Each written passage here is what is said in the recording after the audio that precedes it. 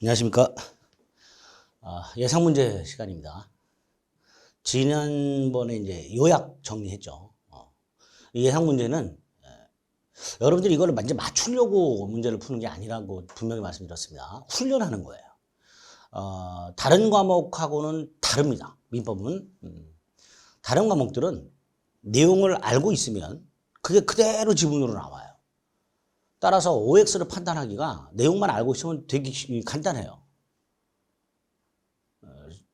조금 심하게 말하면 외우기만 해도 돼요. 근데 민법은 내용을 알고 있다 하더라도 그 알고 있는 내용이 지문으로 나올 때 이게 변형돼서 나온단 말이죠. 같은 말이라도 다른 표현으로 얼마든지 출제가 될 수 있습니다. 근데 이거를 매치하기가 굉장히 어렵습니다. 일반인 분들은. 그래서 민법은 알고 있는 내용을 문제로 이렇게 적응하는 훈련이, 적용시키는 훈련이 반드시 필요합니다. 그게 문제풀이 과정의 목표입니다. 따라서 일단 알아야 되니까 내용을, 핵심 강의 내용을 한두 번 이상 듣고 기본서를 그 부분을 또는 요약집을 한번 확인한 다음에 딱 문제를 풀어보고 거기에 해당되는 거 그리고 이제 맞춰보고 강의를 듣고 그리고 미흡했던 부분들은 다시 한번 문제풀이 강의가 아니라 이론 강의를 통해서 복습을 이렇게 하는 그런 방식으로 이 과정을 진행을 해 주셔야 됩니다. 정리하면 이론 강의 한번 듣고 기본서 한번 읽은 다음에 문제를 풀고 문제풀이 강의 듣고 미흡한 부분을 이론 강의나 기본서를 통해서 다시 한번 확인하고 이렇게 한 5번 정도를 반복해 주시면 문제풀이 과정은 굉장히 수월하게 여러분들이 과정 자체는 어렵죠. 어려운데 충분히 민법 문제 적응할 수 있고 합격하실 수 있다 말씀드리겠습니다. 자, 지난주에 요약 과정이 착오까지 했죠. 오늘 문제도 착오까지 한번 풀어보겠습니다. 먼저 민법 총칙이고요. 첫 번째 이제 법률행위의 유효 요건이 나온다 그랬죠. 그 법률행위의 유효 요건 중에서 목적 요건이라는 게 있었죠. 확정성, 가능성, 적법성, 사회적 타당성. 여기서 문제가 두세 문제 나오죠. 또 의사표시에 와서 비정상적 의사표시가 4개가 있죠. 비진입 표시, 허위 표시, 착오, 사기, 강박. 그 중에서 오늘 착오까지 보게 될 겁니다. 착오까지. 자, 민법 총칙에서는 법률행위 목적을 보기 전에 그 법률 행위 등을 통해서 발생하는 결과 그게 있죠. 그걸 뭐라 그래요? 법률 효과라고 하죠. 자, 민법은 권리 의무 관계를 규율하는 법이라고 그랬고요. 그 권리 의무 관계가 변동이 된다 그랬죠. 변동. 자, 이 권리 의무 관계가 변동이 되려면 원인이 필요하죠. 권리 의무 관계를 변동시키는 원인, 그걸 법률 요건이라고 한다 그랬죠. 이 원인에 따른 결과, 그게 법률 효과죠. 법률 효과가 뭐예요? 권리 변동이죠. 권리 의무 관계 변동. 이렇게 권리를 변동시키는 원인, 그게 법률 요건. 이거 2개가 있죠. 법률 행위하고 법률 규정하고. 이 뼈대가, 이 틀이 딱 잡혀 있어야 돼요. 머릿속에. 민법 전체를 관통하는 기본적인 뼈대예요. 법률 행위 또는 법률 규정에 한 권리 변동 이렇게 되겠죠. 그리고 이 법률 요건을 구성하는 구성 요소가 있죠. 법률 사실이라고. 법률 사실 중에서는 의사표시하고 준법률 행위를 구별하셔야 된다 그렇죠. 그리고 의사표시와 준법률은 어떤 차이가 있냐? 의사표시는 법률 행위의 필수 불가결의 요소죠. 준법률 행위는 주로 법률 규정의 구성 요소가 됩니다. 그리고 이 준법률 행위 중에서 구별해야 될 게 있죠. 의사의 통지하고 관념의 통지하고. 그래서 누누이 말씀드렸지만 법률 행위의 유효 요건을 보기 전에 이 법률 사실 파트하고요. 권리 변동 파트에서 한 문제 정도 출제가 될 수 있다 그랬습니다. 그래서 이 권리 변동과 관련해서 먼저 3가지 형태가 있다 그랬죠. 권리의 취득, 권리의 변경, 권리의 소멸 이렇게. 그리고 특히 취득과 관련해서 원시 취득과 승계 취득을 구별하셔야 된다고 그랬고요. 승계 취득이 또다시 이전적 승계와 설정적 승계로 나눠진다고 구별해야 된다 그랬죠. 특히 설정적 승계 취득은 제한물권을 취득하는 거. 이런 게 설정적 승계라고 그랬습니다. 지상권이나 저당권이나 이런 것들을 취득하는 거. 그 다음에 이전적 승계가 또다시 특정 승계와 포괄 승계로 나눠지게 되는데 포괄 승계 뭐 상속 같은 게 있었고요. 회사 합병 같은 게 있었고요. 포괄 유증 뭐 이런 게 있었죠. 어쨌든 이렇게 구별을 일단 하실 수 있어야 됩니다. 근데 변경에는 세 가지가 있었죠. 주체의 변경, 내용의 변경, 작용의 변경 이렇게 세 가지가 있는데 그중에 내용의 변경과 해서는 양적 변경과 질적 변경이 있었어요. 여기서 요 내용의 변경 중 질적 변경과 작용의 변경을 구별할 수 있어야 된다고 했습니다. 작용의 변경은 다른 말로 효력의 변경이라고도 하죠. 자, 여기서 질적 변경이 뭐가 있었어요? 특정물 인도 청구권이 손해배상 청구권으로 바뀌는 경우하고 물상 대위 같은 것들이 질적 변경이죠. 작용의 변경도 얘가 두 개가 있었죠. 뭐가 있었어요? 저당권의 순위 승진과 임차권 같은 채권이 대항력을 갖추는 경우 이런 것들이 작용의 변경이었죠. 이런 것들이 머릿속에 딱 있어야 돼요.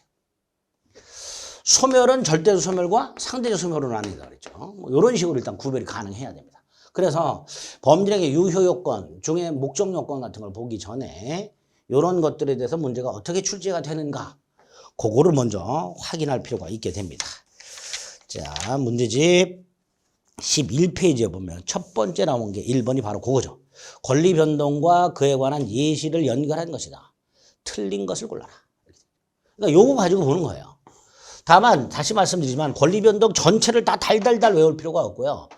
시험에 출제하는 사람들이 주로 뭘 물어보는가 그걸 생각을 해보자 말이죠. 그래서 다시 한번 원시승계 구별하시고 이전적과 설정적 구별하시고 적어도 요건 구별하셔야 되죠. 그리고 이전적이 다시 특정과 포괄로 나뉜다는 거. 변경 중에서 내용의 변경 중 질적 변경과 작용의 변경 구별하는 거. 이 정도는 그 예를 통해서 정확하게 숙지를 하실 필요가 있습니다. 자, 1번. 권리 변동과 그에 관한 예시를 연결한 것이다. 바로 이 권리 변동 물어보는 거죠. 동그라미 하면 원시 취득. 원시 취득의 대표적인 뭐가 있어서 건물 신축에 의한 소유권 취득이라든가 또는 무주물 선점, 유실물수 등 매장물 발견, 취득 시효 등에 의한 소유권 취득 이런 것들이죠. 조심할 게 있어요. 경매에 의한 권리 취득은요. 법률 규정에 의한 건데 우리 대법원은 승계 취득으로 보고 있다는 거. 최근에 출제가 됐었습니다. 경매에 의한 권리 취득, 승계 취득. 그 다음에 특정 승계, 개개의 권리를 승계받는 거죠. 매매, 교환, 증여 이런 것들이죠. 계약을 통한 취득이죠. 포괄 승계, 상속, 포괄 중 회사 합병이죠. 작용의 변경, 효력의 변경이죠. 두 개가 있었어요. 저당권의 순위 승진과 채권이 대항력을 갖추는 경우 이런 것들이 있었죠. 권리 소멸 중에 절대 소멸, 건물의 멸실, 토지의 포락, 법률 규정에 의한 권리 소멸, 혼동 같은 것들. 지상권자가 소유권을 취득하면 지상권 소멸, 저당권자가 소유권 취득하면 저당권 소멸 이런 것들이 혼동이죠. 이렇게 권리 변동의 모습과 그에 관련된 구체적인 형태를 예를 통해서 꼭 기억을 해 두셔야 됩니다. 3번 준법률행위라고 되어 있어요. 준법률행위는 2번에서 본 거 그대로 다시 한번. 2번 문제가 뭐였어요? 법률행위가 아닌 것을 골라라. 이게 첫 번째죠. 즉 의사표시와 준법률행위 구별하는 게 첫 번째로 나올 수 있는 거고요. 3번처럼 준법률행위 자체를 구별해야 되는 게 나오죠. 다음 준법률행위 중 성질이 다른 것은 이렇게 되어 있는데 준법률행위가 이거 의사의 통지나 관념의 통지 말고도 여러 개가 있어요. 그런데 우리 시험에서 물어보는 게 뭐냐? 준법률행위 중에서 의사의 통지하고 관념의 통지 구별하는 거. 요거 물어본단 말이죠. 그래서 다시 한번 의사의 통지에 최고가 있고요. 관념의 통지에 통지 승인, 대리권 수혜 표시 등이 있어요. 이거를 구별할 수 있느냐를 물어보는 게 3번이죠. 다음 준법률행위 중 성질이 다른 것은 이라고 되어 있는데 대리권 수혜 표시, 관념의 통지죠. 채권양도 통지, 관념의 통지죠. 공탁의 통지, 관념의 통지죠. 3번 뭐뭐뭐 승인, 관념의 통지죠. 그러니까 1번부터 4번까지는 준법률행위 중에서 관념의 통지고요. 요거만 뭐가 되는 거예요? 의사의 통지죠. 그러니까 답은 몇 번이에요? 5번이죠. 3번 문제를요. 다음 준법률행위 중 의사의 통지를 골라라. 이렇게 물어보는 거하고 똑같은 문제예요. 3번 문제는. 근데 민법은 그렇게 안 물어보고 이렇게도 물어본단 말이죠. 그러니까 이런 문제를 통해서 아, 이걸 구별하라는 거구나. 이런 것들이 여러분들이 몸에 체화가 돼 있어야 돼요. 그래야 이렇게 문제를 물어봤을 때 0.1초 만에 아, 이거 뭘 물어보는 거구나. 금방 파악하게 되고 거기에 맞춰서 머릿속에 들어있던 거를 끄집어낼 수 있단 말이죠. 그런 훈련이 필요하다는 거. 자, 이렇게 준법률행 중에 성질이 다른 거 이런 형태의 문제가 나올 수 있다. 그래서 1번부터 3번까지는 법률행의 유효요건을 가기 전에 법률효과 권리 변동 파트와 법률 사실 파트에서 물어볼 수 있는 것들을 어느 부분에서 어느 형태로 물어볼 수 있는가 그거를 대비한 문제다라고 생각하시면 되겠습니다. 자, 근데 4번부터가 다 법률행에 관련된 건데 법률행의 유효요건과 관해서 그 유효요건을 물어볼 때 자, 법률행의 유효요건 요거 물어볼 때 제일 먼저 물어보는 게 이제 목적 요건이잖아요. 그죠? 확족의 확정성, 가능성, 적법성, 사회적 타당성을 물어보는데 물어보기 전에 법률의 유효권을 물어보기 전에 그 종류를 물어보는 경우가 나옵니다. 종류. 법률의 종류. 자, 법률의 종류 중에서 특히 그 법률행의 필수 불가결의 요소가 뭐예요? 의사표시죠. 그 의사표시가 몇 개 들어있느냐에 따라서 단독행위하고 계약을 구별해라. 요게 제일 먼저 나올 수 있죠. 그래서 4번 다음 중 단독행위가 아닌 것은 이라고 물어보게 되면 뭘 물어보는 거예요? 계약을 물어봐요. 계약. 그죠? 그리고 계약에 우리가 알고 있는 게 있어요. 매매, 계약, 교환, 계약, 임대차, 계약, 증여, 계약 이런 게 있죠. 근데 그런 거 안 물어봐요. 그걸 답을 안 내요. 그래서 계약에서 답으로 나오는 게 합의, 해제 이런 것들. 합의, 해지. 그리고 우리가 매매에서 보는 매매 예약 같은 것들. 이게 계약이죠. 또 채무 인수 계약 같은 것들. 그냥 채무 인수라고만 나옵니다. 채무 인수 계약을 말하죠. 채무자로부터 내가 갚겠다. 야, 너 갑한테 100만 원 갚을 거 있지? 그거 내가 갚을게. 이게 채무 인수 계약이에요. 그러니까 이런 것들이 답으로 나오죠. 근데 지문으로 나온 걸 어딜 들여다봐도 계약이란 말이 없기 때문에 이 찾기가 쉽지 않단 말이에요. 그래서 세 가지 암기를 해두자. 그게 4번 문제입니다. 단독행위 아닌 것 합의 해제. 이게 답이죠. 2번 철회, 3번 취소, 4번 동산 소유권 포기, 5번 추인 다 단독행위고요. 그중에서 2번, 3번, 5번은 상대방 있는 단독행위고 4번은 상대방 없는 단독행위죠. 그래서 두 번째로 물어볼 수 있는 게 단독행위 종류죠. 상대방 없는 단독행위와 상대방 있는 단독행위 물어보는 경우도 있죠. 특히 최근에는 요걸 잘 물어보죠. 단독행위를 구별하라. 그리고 이 중에서 외울 게 있죠. 상대방 없는 단독행위. 뭐가 있죠? 유언, 유증, 조기에 나와 있는 동산 소유권 포기, 골동품 소유권 포기 같은 것들, 재단법인 설립행위 같은 것들. 이런 것들이 상대방 없는 단독행위. 외우셔야 되죠. 문제가 나올 수 있죠. 이렇게 5번처럼. 다음 중 상대방 없는 단독행위를 고르면 다 해놓고 물어보죠. 자, 그런데 이 5번도 어떻게 물어볼 수 있어요? 다음 단독행위 중 성질이 다른 하나는. 이렇게 물어볼 수도 있죠. 다음 단독행위 중 성질이 다른 하나는 이라고 물어볼 수도 있단 말이죠. 그러면 상대방 없는 단독행위와 있는 단독행위를 구별하라라는 문제고 답은 당연히 요게 되겠죠. 유증. 그죠? 유언, 유증, 동산 소유권 포기, 재단법인 설립행위 이런 것들이 상대방 없는 단독행위가 될 겁니다. 외우셔야 되죠. 자, 이제 범죄의 유효 요건을 보기 전에 체크해 볼 만한 것들은 다 어떤 식으로 출제가 될 것인가, 어디서 주로 출제가 될 것인가 체크했습니다. 자, 이제 중요한 법률의 유효 요건을 봅니다. 법률의 유효 요건 중에서 목적 요건이 나오죠. 목적 요건은 이 목적이란 건 법률 효과를 말하죠. 권리 변동을 말합니다. 법률의 내용이라고도 합니다. 내용. 이게 네 가지 요건을 갖춰야 되죠. 확정성. 행위 당시 확정돼 있거나 이 행위 확정할 수 있으면 충분하다. 그거 기억하면 되고요. 목적의 실현 가능성이 나오죠. 그래서 원시적 불능은 무효, 후발적 불능은 유효 이렇게 되죠. 행위 당시 가능해야 유효니까. 행위 당시 불가능한 원시적 불능은 무효가 되죠. 그러니까 이 원시적 불능이 무효이면서 계약 체결상의 과실 책임이 나오죠. 계약 법행하면. 반면에 후발적 불능은 유효이면서 채무 불이행 책임하고 위험 부담의 문제가 생기죠. 이거 구별하고 계셔야 되죠. 특히 위험 부담은 후발적 불능과 연결이 되죠. 그러니까 1번 벌써 틀렸죠. 원시적 불능의 경우에 계약 체결상의 과실 책임 이거 문제 돼요. 그러나 위험 부담은 생기지 않죠. 그러니까 1번이 일단 틀렸죠. 일단 가능성 관계에서 이렇게 구별한 다음에 그 다음에 이 원시적 불능과 관련해서는 또다시 전부 불능과 일부 불능으로 나누고 일부 불능은 137조에 따라서 원칙이 전부 불능 전부 무효 예외가 일부 불능 일부 무효 이렇게 되겠죠. 그런데 조심해야 될 게 하나 있죠. 원시적 일부 불능 중에서 수량 지정한 매매에서 수량 부족의 경우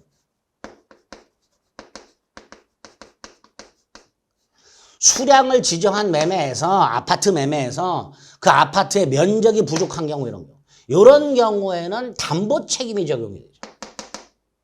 따라서 여기에 계약 체결상의 과실 책임 따위 137조에 의한 부당이득 반환 청구 따위가 생길 여지는 없다. 뭐 이런 것들이 기억나셔야 됩니다. 이게 가능성과 관련된 거죠.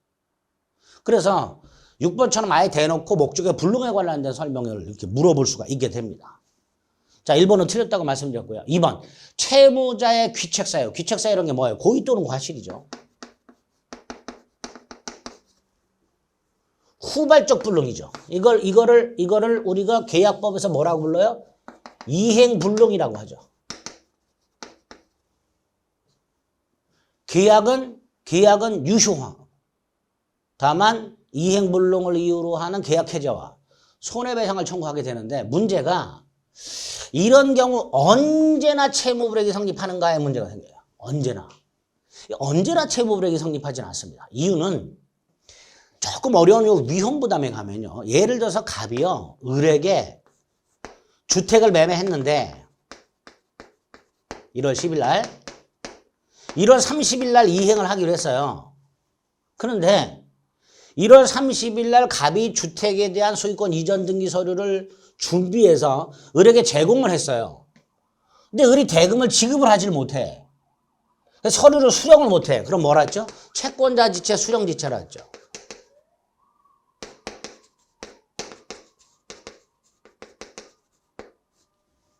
자, 이렇게 채권자 지체 수령 지체가 있게 되면 그 후에 1월 먼저 한 2월 10일쯤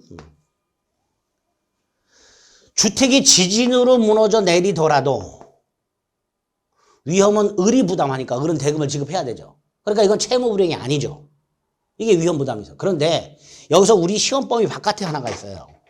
채권자 지체 중 불능이 됐는데 이 불능이 채무자 갑의 고의 또는 중과실이 아니라면 고의도 아니고 중과실이 아니라면 갑은 책임을 면해요. 여기서 문제가 돼요. 중과실이 아닐 때 책임을 면하잖아요. 그럼 경과실 때는 책임을 면한단 말이죠. 다시 한번 채권자 지체 중 채무자의 경과실에 의한 불능 갑은 책임지질 않아요. 따라서 이건 채무불이행이 아닌 거예요. 그러니까 채무자 갑의 귀책사유 중에서 경과실 귀책사유 있는 후발적 불능 중에서 채권자 지체 중인 경우 이때는 채무불이행 책임이 성립하지 않아요. 갑은 책임을 지지 않습니다. 그러니까 채무자의 귀책사유 있는 후발적 불능인 원칙은 채무불이행이지만 요놈 때문에 언제나 채무불이행이 되는 것은 아니다 말이죠. 2번 지문은 대단히 어려운 지문입니다. 근데 자 1번 지문은 틀린 걸 알았어요. 2번 지문은 언제나라는 말이 조금 깨림직해. 그래서 일단 체크. 자 3번 채무자 귀책사유 없는 후발적 불능은 위험부담이죠. 자 각과리 주택을 매매했는데 1월 30일 날 주택을 넘겨주기로 했는데 1월 20일 날 지진이 나서 무너져 내렸다. 채무자 가백에 아무런 잘못이 없죠. 이게 위험부담이죠. 이럴 때 채무자는 어떻게 돼요? 자신의 의무를 면하죠. 그리고 상대방에게 대금 청구할 수가 없지요. 이게 채무자 위험부담이니까 3번 틀렸죠. 자, 4번 법률행위 일부 불능의 경우에 137조를 적용해서 원칙이 뭐예요? 전부 불능, 전부 무효죠. 이게 답이잖아요. 그러니까 2번은 헷갈려서 건너뛰었다. 2번에서 사로잡혀 있지 마시고 잘 모르겠다 그러면 넘어가는 거예요. 3번 틀렸고 위험부담의 문제니까 4번이 답이네. 이렇게 고르시는 거예요. 실전에서도. 5번 타인 물건 매매 유효죠. 범죄적 불로도 아니고 타인 부동산을 매매한 다음에 취득해서 넘겨주면 되잖아요. 그러니까 타인 부동산 매매하는 것은 범죄적 불능이 아니고 무효도 아니다. 이렇게 되겠죠. 그래서 옳은 것은 4번 이렇게 골라주실 수 있으면 될 겁니다. 7번 자 목적 요건. 자 목적 요건 중에서 6번은 불능 조건만 따로 본 거고요. 7번 자 목적 요건 4가지 다시 한번. 목적의 확정성, 가능성, 자 가능성 관해서는 지금 문제 따로 봤고요. 그다음 적법성이 나오죠. 적법성 관해서는 일단 뭘 구별하셔야 돼요? 강행규정, 임의규정 구별해야 되죠. 그리고 강행규정을 위반하면 무효지만 임의규정을 위반했을 때 무효가 아니죠. 그리고 임의규정에 뭐가 있었어요? 임차인의 비용상환 청구권 규정이 있었죠. 그거 외워야 된다고 그랬어요. 그 다음에 강행규정을 또 나누죠. 효력규정하고 단속규정으로 나누죠. 여기서 단속규정을 위반했을 때 처벌이 되지만 무효가 아니죠. 미등기 전매를 금지하는 규정 같은 것들, 분양권 전매를 제한하는 규정 같은 것들, 공인중개사의 직접 거래를 금지하는 규정 같은 것들 3가지 단속규정 위반 무효가 아니다. 그리고 이 강행규정 위반 가서 기억할 게 몇 개가 있죠. 첫째, 강행규정을 위반하면 절대적 무효니까 선의의 제3자에게도 대항할 수 있다. 무효행위의 추인이나 전환은 인정되지 않는다. 강행규정을 위반한 자 스스로 자신의 행위가 강행규정 위반해서 무효라고 주장할 수 있다. 강행규정을 위반한 행위가 설령 표현대리가 성립한다 하더라도 표현대리를 적용할 수는 없다. 강행규정 위반의 효과. 이런 것들이 딱 시험에 나올 수 있죠. 그러니까 적법성에서 나올 게 한 3덩어리란 말이죠. 강행규정, 임의규정 구별하는 거, 효력규정과 단속규정 구별하는 거, 그리고 강행규정 위반의 효과와 관련된 지문들. 이런 것들 조심해 주시면 되겠지. 마지막이 사회적 타당성이죠. 103조 반사회 질서 행위하고 104조 불공정한 행위하고. 특히 반사회 질서 행위와 불공정한 행위를 아주 잘 물어보죠. 자, 구체적으로 어떤 것들 내용을 한번 보겠습니다. 자, 1번. 법률의 목적은 성립 당시 확정되어 있어야 하는 것은 아니죠. 확정되어 있거나 나중에 확정할 수 있으면 되죠. 그거 말하는 거죠. 자, 2번. 반사회 질서 행위와 관련해서 반사회 질서 행위인 것과 아닌 것 구별해야 되냐. 우리 아닌 거 외우고 있죠. 반사회 질서 행위에서 제일 먼저 구별해야 될 게 반사회 질서 행위에 해당되는 거, 해당되지 않는 거. 특히 해당되지 않는 것들이 뭐가 있었어요. 외우고 있는 게 있죠. 강제입행을 면할 목적에 허위에 근저당권 설정하는 행위, 법률의 성립 과정에 강박이라는 불법적 방법이 사용된 경우, 양도소득 따위를 회피할 목적의 다운계약서 작성 행위 같은 것들, 주지 임명 행위, 비자금 은닉하는 행위, 해외 파견 소요 경비를 회사가 부담하되 귀국 그 일정 기간 근무하면 면제 주기로 하는 약정 같은 것들, 무허가원벌 임대차 계약 같은 것들, 민사소송 성공 보수 약정 같은 것들. 적어도 이 정도는 암기가 되어 있어야 돼요. 반사회 질성이 아닌 거. 그래서 2번 같이 도박 자금을 빌리는 것 반사회 질성입니다. 그걸 이행하는 것도 반사회 질성이죠. 그죠? 2번 무효다. 옳은 질문이 되죠. 3번 법률의 성립 당시에는 가능했다. 그런데 이후 불가능했다. 후발적 불능이죠. 후발적 불능은 무효가 아니죠. 이거 답 3번이죠. 너무 쉽죠. 자, 4번은 반사회 질서 행위와 관련돼서 개념 기억할 게 있었죠. 뭐 동기회불법. 동기회불법은 원칙적으로 반사회 질서가 아니죠. 도박 장소로 사용하는 목적으로 창고를 빌렸다. 이런 게 동기회불법이죠. 원칙적으로 이런 건 반사회 질서가 아니죠. 다만 그 불법한 동기가 상대방의 표시가 된 경우, 상대방의 표시가 되거나 상대방에게 알려진 경우, 그럴 때는 반사회 질서는 무효가 된다. 이렇게 말씀을 드렸죠. 자, 5번은 적법성 관련된 거죠. 법률의 목적은 적법해야 돼요. 이때 그 적법은 강행법규, 강행규정만을 말하잖아요. 모든 법규범이 아니죠. 그러니까 모든 법규범에 위반한 행위가 무효가 되는 것은 아니죠. 법규형 중에서 강행규정을 위반했을 때만 무효가 되니까 모든 법규범에 위반한 행위가 무효가 되는 것은 아니다. 옳은 질문이 되겠죠. 틀린 건 3번이 될 겁니다. 8번도 마찬가지입니다. 자, 목적에 관한 다음 설명 중 옳은 것은 확정성, 가능성, 적법성, 세력, 타당성과 관련된 걸 지문으로 낼 것이고요. 그 중에서 특히 반사의 질성이 이런 것들을 주로 물어보게 될 겁니다. 자, 동그라미 1번. 유동적 무효 상태에 있는 토지거래 계약이라고 돼 있어요. 자, 유동적 무효 상태에 있는 토지거래 계약하면 뭐가 떠올라야 돼요? 허가전 거래 행위. 토지거래 허가구역 내에서 허가전 거래 행위, 그거 생각하면 된다고 그랬어요.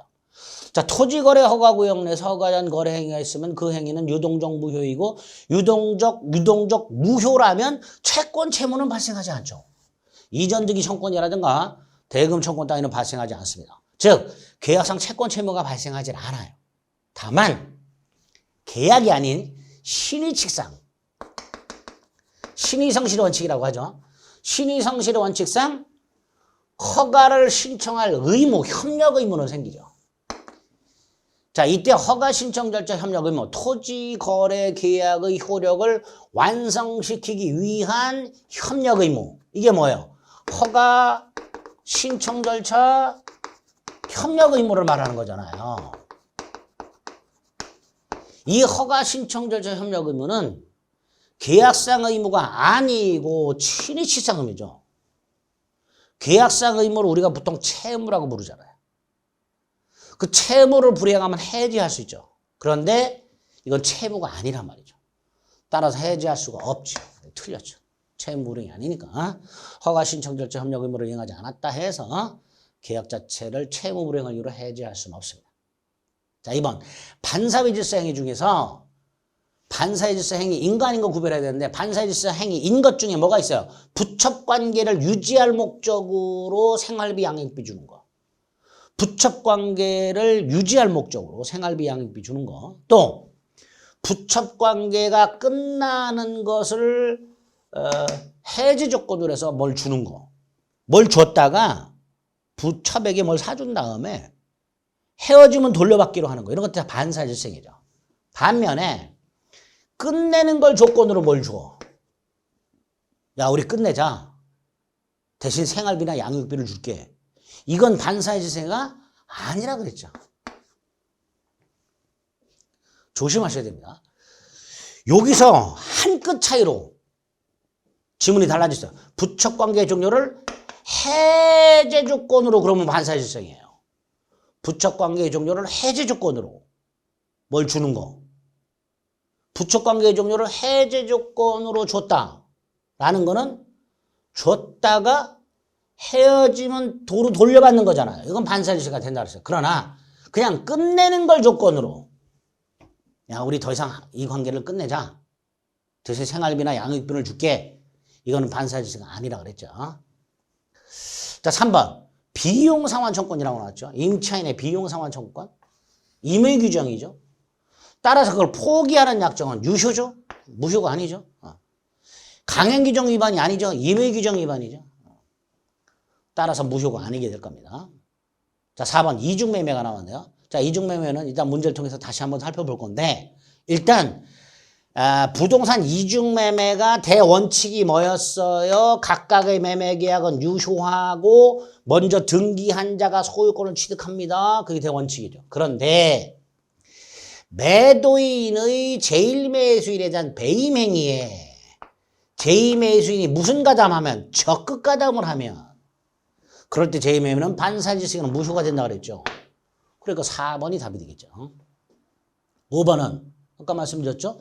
해외 파견 소유 경비를 회사가 부담하되 귀국 후 일정 기간 근무하면 그 해외 파견 소유 경비 반환 채무를 면제해 주기로 하는 약정. 이건 반사질서가 아니다 그랬죠. 여기서 조심할 거 일정 기간 근무가 아니고요. 평생 근무로 바뀌면 반사질서가 됩니다. 일정 기간 근무가 아니라 평생 근무로 바꾸면 이거는 반사의 질서가 될 수 있다는 거. 그렇게 구별해 두시면 되겠습니다. 그런 거 몇 번? 4번이 되겠죠. 9번. 법률의 목적에 관한 설명으로 틀린 것은 잘 나오죠. 목적, 확정성, 가능성, 적법성, 타당성. 그거 자꾸 물어보는 거예요. 1번 관계법령에서 정한 한도를 초과하는 부동산 중개 수수료 약정. 공인중개사법에 부동산 중개 수수료 상한을 규정하고 있죠. 강행 규정이고 효력 규정이죠. 따라서 이 상한을 초과하는 약정은 효력 규정을 위반해서 무효인데요. 여기서 조심할 거. 전부 무효가 아니라 그 한도를 초과하는 부분만 무효라는 거. 요거 조심하셔야 됩니다. 중개사법에서 정한 한도를 초과하는 부분만 무효가 된다는 거. 자, 2번 우리가 아는 거 나왔죠. 2번하고 5번 보세요. 2번 뭐예요? 강제피행을 면할 목적으로 허위의 근저당권 설정 등기를 격려하는 게 허위라는 말이 나오면 뭐예요? 통정허위 표시잖아요. 108조. 따라서 이걸 하는 행위는 반사회 질서 행위로서 무효가 아니고요. 허위 표시로서 무효다 이렇게 되겠죠. 무효는 무효인데 반사회적 행위로 무효가 되는 게 아니라 허위 표시로 무효가 됩니다. 5번 먼저 봅니다. 법률의 성립 과정에 강박이라는 불법적 방법이 상정됐어요. 자, 강박 나오면 뭐죠? 110조. 유효하되 뭐 할 수 있어요? 취소할 수 있잖아요. 그죠? 따라서 법률의 성립 과정에 증여 과정에 증여 협박이 있었다 하더라도 취소할 수 있을 뿐 반사회적 행위로 무효로 할 수는 없다. 5번 옳은 질문이 되겠죠. 3번 보험계약자가 다수의 보험계약을 통하여 보험금을 부정취득할 목적이 있다. 이거 뭐예요? 전형적인 반사회적 행위죠. 보험금 부정취득 목적의 다수의 보험계약. 반사회적 행위는 무효. 자, 4번 소송에서 증언해 주면은 대가를 주기로 했다. 증언. 자, 이거 나눠야 되죠? 증언이라고 나오는 거하고 허위 증언이라고 나오는 걸 구별해야 되죠, 일단은. 증언이라고 나오게 되면 사회 통념상 허용 한도가 있죠. 상식적으로 허용하는 한도를 초과하면 무효, 초과하지 않으면 유효죠. 반면에 허위 증언의 경우에는 대가의 다소불문, 무효 이렇게 되죠. 또 하나 허위 증언하고 똑같이 지급하는 게 있어요. 증언 거부. 증언을 거부하면 대가를 지급하겠다. 이것도 허위 증언과 마찬가지로 대가의 다소를 불문하고 무효가 됩니다. 그래서 증언과 관련해서는 증언, 허위 증언, 증언 거부 이 세 단계로 나눠가지고 구별을 좀 해주실 필요가 있습니다. 4번은 뭐라고 되어 있어요? 그냥 증언이라고 되어 있죠. 그런데 두 번째 줄에 뭐라고 되어 있어요? 통상적으로 용인될 수 있는 한도를 초과했다고 되어 있으니까 이때는 반사회적 행위로 무효가 되겠구나. 이렇게 체크하실 수 있게 됩니다. 그죠? 어렵지 않죠? 자, 10번. 다음 중 범죄의 효력이 다른 것은? 범죄의 효력이 다른 것은 골라라 그랬으니까 뭐예요? 5개 중에 무효가 있고 유효가 있을 거 아닙니까? 그거 구별하라는 거죠. 그죠? 4개는 효과가 똑같을 거고요. 하나가 다르겠죠. 자, 먼저 동그라미 1번. 계약공인중개사. 중개일행과 직접거래. 이거 금지하고 있죠. 그런데 이 직접거래를 금지한 규정은 무슨 규정이라서요? 단속규정. 단속규정을 위반하면 처벌이 될 뿐 그 행위 자체를 뭐라 했어요? 유효. 그죠? 자, 2번은 갑과 아들인 을사의 명의상 약정을 했습니다. 부동산 실권이자 명의등기에 관한 법률을 위반했으니까 무효잖아요. 그죠? 갑이 아들이 아닌 배우자와 명의상 약정을 했고 탈법 목적이 없으면 유효지만 그게 아니라면 부동산 실권이자 명의등기에 관한 법률이 적용돼서 무효가 되겠죠. 3번 당사자 사이의 경제적 차이로 인하여 이율이 사회통념상 허용되는 한도를 초과해서 현저하게 고율로 정해진 금전 소비대책이야. 우리 가끔 신문에서 보잖아요. 연 3000% 사채 쓰고 이런 거. 그런 것도 말하는 거예요. 이거 반사회질생이죠. 자, 반사회질생이고 무효인데 다만 소비자 계약 자체가 무효가 되는 건 아니고요. 그 소비자 계약 중에서 요 초과하는 부분이 무효가 되는 거죠. 어쨌든 초과 부분 무효 이렇게 되겠죠. 4번 전통 사찰 주지직을 거액을 주고 양도양수하는 건 반사의 질서는 무효죠. 그런데 이 주지직을 양수한 사람을 주지로 임명하는 건 반사의 질서가 아니죠. 그죠? 주지직을 사는 건 반사의 질서인데 그 산 사람, 주지직을 돈 주고 산 사람을 주지로 임명하는 건 반사의 질서가 아니죠. 비슷한 구조가 비자금이죠. 비자금을 조성하는 행위는 반사의 질서이죠. 근데 그 반사의 질서로 조성된 비자금을 소극적으로 은닉하기 위해서 임치하는 거. 은행 차명계좌에 넣어두는 거. 이런 건 반사의 질서가 아니었었죠. 그렇게 구별하시면 되죠. 5번. 부척관계의 종료를 해제 조건으로 하는 증여. 뭐였죠? 주었다가 또 뺏는 거죠. 처백이 아파트를 사주면서 헤어지면 반환해. 그게 요거죠. 이건 반사의 질서가 된다 그랬죠. 자, 아까 다시 한번 2번하고 구별하셔야 되죠. 부척관계 종료를 그냥 조건으로 주는 거. 이게 뭐야? 생활비, 양육비. 끝내자, 우리. 대신 생활비, 양육비 줄게. 이건 반사의 질서가 아니잖아요. 반면에 부척관계 종료를 해제 조건으로, 해제 조건이란 말이 나오면 이때는 반사의 질서로 무효가 되겠죠. 그럼 다 무효인데 1번만 유효니까 답을 1번 고르시면 되겠죠. 근데 다만 조심하실 것은 3번입니다. 3번은 이 금전 소비대차 계약 자체가 무효가 되는 건 아니에요. 그 소비대차 계약 중에 이율 약정 부분,